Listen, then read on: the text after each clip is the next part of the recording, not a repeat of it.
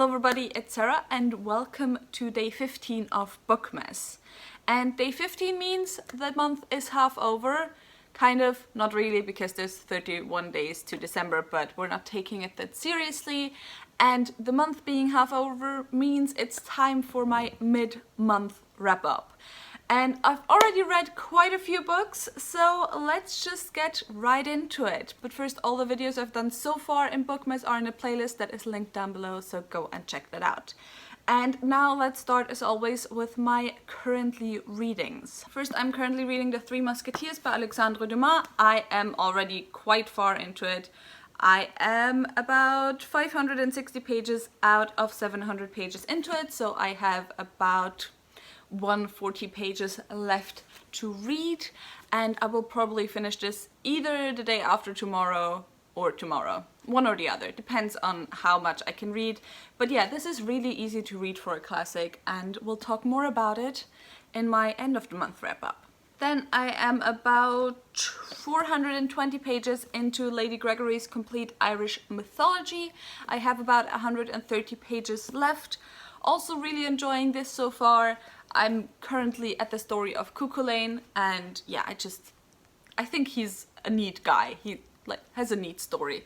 But yeah, I'm almost done with this. Finally, after years and years since I bought it, and also time and time again pulling it from my TBR jar. And then the last book I'm currently reading is Bloody Rose by Nicholas Ames, which is the second book in the Band series and kind of the companion to Kings of the Wild. I'm about 100 pages into this, and this is such an easy read, and I'm reading it so quickly. I only started this yesterday, so yeah, I'm just really enjoying this so far. And now let's continue on with the rereads of December so far. The first of those was The Sea of Monsters by Rick Riordan, which is book 2 in the Percy Jackson and the Olympians series. And for those of you who don't know, Percy Jackson and the Olympians follows Percy Jackson, who one day finds out that he is a demigod, which means one of his parents is a Greek god. And so he gets sent on a few quests to prove himself a hero and maybe even save Olympus and the world. And yeah, in this one we're going on an Odyssey type adventure, and I do really enjoy it. I enjoy the first one more. I think it was like that already the first time I read it, that I liked The Lightning Thief more than The Sea of Monsters. I know that in general The Sea of Monsters doesn't tend to be a favorite within the series, but you know, even on the reread I still gave this a solid 3 stars, and yeah, I'm excited to continue on with my reread. Then I have a kind of reread, kind of not, and that is The Picture of Dorian Gray. However, this is an annotated and uncensored edition of The Picture of Dorian Gray. What I thought uncensored meant is that this is the version of Picture of Dorian Gray that was published first. Because for those of you who don't know, I have told the story a couple of times already, but The Picture of Dorian Gray was first published in a literary journal. And then Oscar Wilde went over that version of The Picture of Dorian Gray, edited it, kind of, to get rid of some of the homoerotic subtext and scenes to publish The Picture of Dorian Gray as a book. And in fact, the version that was published in the literary journal was used at Oscar Wilde's trial for, I don't know what it was called, gross indecency? For being homosexual, basically, for sodomy, or whatever it was called at that time. And so I thought this was that version that was used as the trial, that version that was published in a literary journal. However, that is not even that. This is the original typescript of Oscar Wilde that ended up on the editor's table of said literary journal. And yeah, there was already quite a few things edited out from that typescript to be published the first time. And yeah, I just really enjoyed this. I can highly recommend it for everyone who enjoys The Picture of Dorian Gray. And also this is an annotated version, so I don't know if you can see it, but on the side here you always have some notes that correspond to parts in the text that kind of just explain a little bit, first of all, about Victorian society at the time, then just also explain parts of Oscar Wilde's life and how they might kind of influence the parts of The Picture of Dorian Gray. Also kind of cross-reference some of Oscar Wilde's other works, where are similarities and so on. And yeah, I just really enjoyed it. And also, of course, the annotated stuff also tells you what parts were edited of this book. So yeah, if you enjoyed A Picture of Dorian Gray, I can highly recommend this one. It's The Picture of Dorian Gray, an annotated and uncensored edition, edited by Nicholas Frankel. So, for those of you who want to pick this up. Then I have some graphic novels, comics that I read this month, which, as always, I don't count towards my reading challenge. But I thought I'd talk about them very quickly. We know that this like horrendous trailer of the Winx Club live action, whatever it's supposed to be, from Netflix came out on Twitter this week, and everyone lost their shit because it's so horrible. And I gotta be honest, I never was a Winx Club girl, because my poison of choice, if you want to put it like that, was Witch. And this is kind of, I mean, the same basic premise. You have 5 girls who one day get magical powers. They don't discover they have magical powers, they like actually get the magical powers. And they're like the chosen ones to protect the world. And I just loved this series so much as a child, and so I read the first 5 bind-ups that I own in the last 2 days. So yeah, that's what happened. So now we can finally talk about the books that I finished this month. And as always, I will talk about them in order of the rating that I gave them, starting with the lowest, and that was The Season of Storms by Andrzej Sapkowski, which is the 8th and last book in the Witcher series. I finally finished the series. This is not part of the main story arc anymore. This is kind of a standalone spin-off type story. And yeah, I enjoyed it more than the last few books within the story arc series thing, but yeah, I'm still wasn't the biggest fan. I overall gave this 3 stars. But if you want to know in general what I thought of the series, I did do a spoiler-free review of the Witcher series, and I will leave that link down below and up there, so go and check it out. Next, I have A Shiver of Light by Laurel K. Hamilton, which is the 9th and possibly last book in the Mary Chantry series.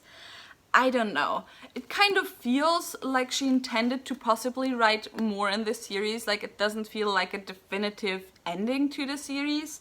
But also she has not published any books anymore in this series for the past 6 years, so who knows if this is the last one or not. But in any case, this was the book that I pulled from my TBR jar for December. And this is just... Laurel K. Hamilton is my trashy, addictive author, because her books cannot be called good in any sense of the word. But for some reason, most of the books are just really easy, addictive reads for me.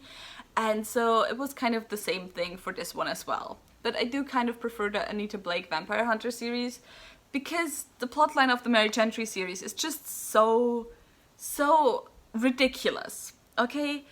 This is a fae story. And we follow Mary Chantry, who is fae, but she's also mortal because of some, you know, like ancestry, human ancestry in her background. And her aunt is the queen of the Unseelie fairy court. However, she has left said court a few years ago because of multiple assassination attempts, and she was like, you know, I'm not gonna survive this, ciao, bye. And so one day, however, at the beginning of the series, she is called back by her aunt, because her aunt thinks that she might not be able to get children anymore. And if the queen of a fairy court or the king of a fairy court can't get children anymore, that basically means the entirety of the court is now unfertile. And that is a problem, obviously, for fairies, even though they live really, really long. So now Mary's aunt calls her back and tells her, you know what? You and your cousin, which is obviously the queen's son, have a little contest. Fuck as many people as you like, and whoever of you gets a child first, that's gonna be my heir. And yeah, that's what the entirety of the plotline is. Mary Gentry basically fucking a bunch of fairy dudes during the entirety of the series, loads of smut, and then in between kind of trying to fend off assassination attempts. That's what the series is, and it's so addictive, and it's so silly and hilarious, and I kinda low-key love it, I cannot lie. Another series I finished this month was the Bring Me Their Hearts series by Sarah Wolf, with the third book, Send Me Their Souls. This series is a YA high fantasy, and we follow Sarah, who is a heartless. What that means is that her heart is held by a witch. Said witch could potentially command her to do anything that she wants. And now she is sent to the humans to bring the heart of the human prince, like literally, not potentially, like turn the human prince into a heartless, so that the witches can have a pawn in the possible, maybe upcoming war between the witches and the humans. And so yeah, I really enjoyed the third book. I really enjoyed the way the series ended. And yeah, I can recommend it. It's like a fun, easy YA high fantasy series. It's like not the best series ever, but it's a fun read, and if you want a fun, easy read, then it's definitely what you're looking for. Then next, the plot twist of the century happened in that I finished The Burning God, I finished the Poppy War trilogy by R.F. Kuang, and I gave The Burning God 4 stars after like dragging the Poppy War through the mud a lot, and also not being all too kind on the Dragon Republic. But yeah, if you want to know all my thoughts of this series, I have a spoiler-free review of The Burning God linked down below and up there. And then I will also have a vlog up that's, as I said, gonna be missing some... Actually, I didn't talk about this in this video. It's gonna be missing some clips because I accidentally deleted them. But yeah. This series follows Fang Runin, who is a war orphan, and in the first book she goes to this like really renowned military academy in Nikkara, which is her home country.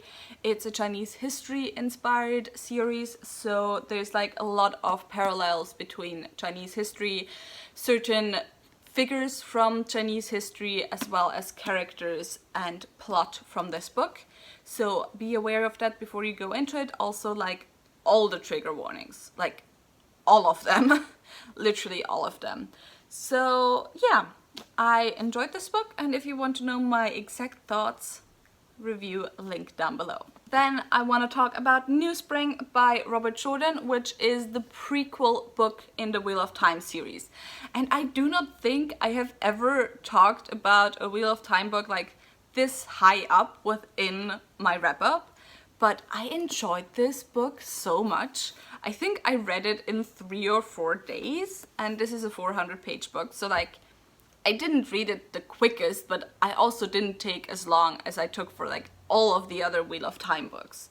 And in this prequel we follow 2 of the characters, Lan and Moren, and we kind of look at how they met up and how they happened to become Aes Sedai as well as Warder. And yeah, I just really enjoyed it. I wanted to originally read it after Knife of Dreams, which is book 11, but that hasn't arrived yet, and so I just started this already. But yeah, I'm really happy with this. I'm so excited that I finally have a Wheel of Time book where I'm like, hey, this is really solid. I gave this 4 stars. And then the last book I want to talk about is the one 5-star read I had so far in December, and that is Black Sun by Rebecca Roanhorse, which is the first book in the Between Earth and Sun series, I think, Earth and Sky, Between Earth and Sky series. And this was the book club pick for my book club of Queens, Witches and Valkyries, where we read 1 adult high fantasy book written by a woman per month. And if you're interested in joining, I will leave all the links down below. I should have the poll up for January read today, like sometime today, but I still have to think about which books exactly to put on there. But anyway, what is this series about? This is a pre-Columbian Americas inspired series. I would say it's mainly inspired by Mayan and Aztec culture and like Mesoamerican culture.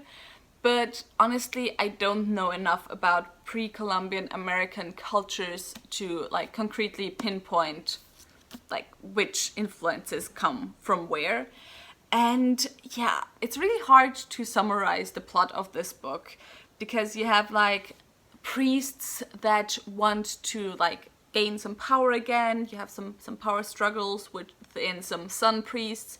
You have a man who wants to fulfill his prophecy and destiny.